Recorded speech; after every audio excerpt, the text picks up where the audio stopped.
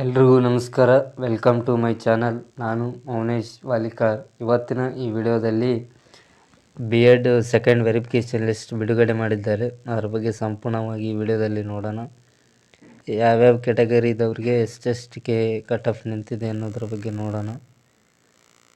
ಇಲ್ಲಿ ನೋಡ್ಬೋದು, ಮೊದಲನೇದಾಗಿ second verification list cut off percentage for 2 years B.Ed course for the exam year 2023 and 24 ಅಂತ ಕೊಟ್ಟಿದ್ದಾರೆ. ಇಲ್ಲಿ ಇದು ಒಂದು ಆರ್ಟ್ಸ್ನವ್ರಿಗೆ GM ಅವ್ರಿಗೆ 73 ನಿಂತಿದೆ ಮೇಲ್ ಪುರುಷರಿಗೆ, ಮತ್ತು ಮಹಿಳೆಯರಿಗೆ 73, SC 73, female 73, ST 73, SC female 73, category 1 73, ಮತ್ತು ಮಹಿಳೆಯರಿಗೆ 73, 2Aದವರಿಗೆ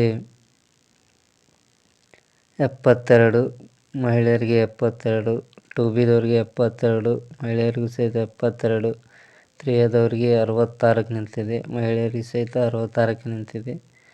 ಅದೇ ರೀತಿಯಾಗಿ 3Bದವ್ರಿಗೂ 73, ಮಹಿಳೆಯರಿಗೆ ಸಹಿತ 73ಕ್ಕೆ ನಿಂತಿದೆ. ಮತ್ತು ಕನ್ನಡ ಮೀಡಿಯಮ್ದವ್ರು ನೋಡೋದಾದರೆ ಪುರುಷರಿಗೆ 74 ಮತ್ತು ಮಹಿಳೆಯರಿಗೆ 74 ನಿಂತಿದೆ.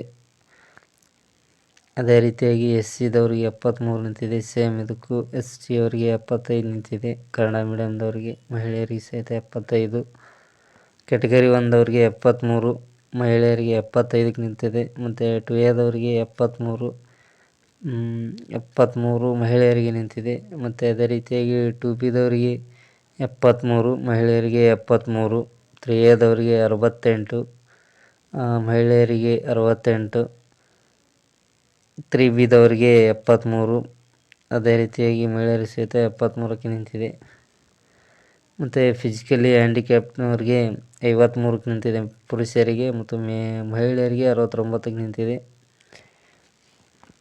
ಇದಿಷ್ಟು B.Ed second verification list cut off ನಿಂತಿದೆ. ಮತ್ತು ಅದೇ ರೀತಿಯಾಗಿ ಸೆಕೆಂಡ್ ಎಲಿಜಿಬಲ್ ಲಿಸ್ಟ್ ಸಹಿತ PDF ಬಿಟ್ಟಿದ್ದಾರೆ. ಅದು ಎಲಿಜಿಬಲ್ ಲಿಸ್ಟ್ ಕೂಡ ಬಿಟ್ಟಿದ್ದಾರೆ. ಅದರಲ್ಲಿ ಯಾರ್ಯಾರ ಹೆಸರಿದೆ ಅವರು ನೋಡ್ಕೊಳ್ಳಿ.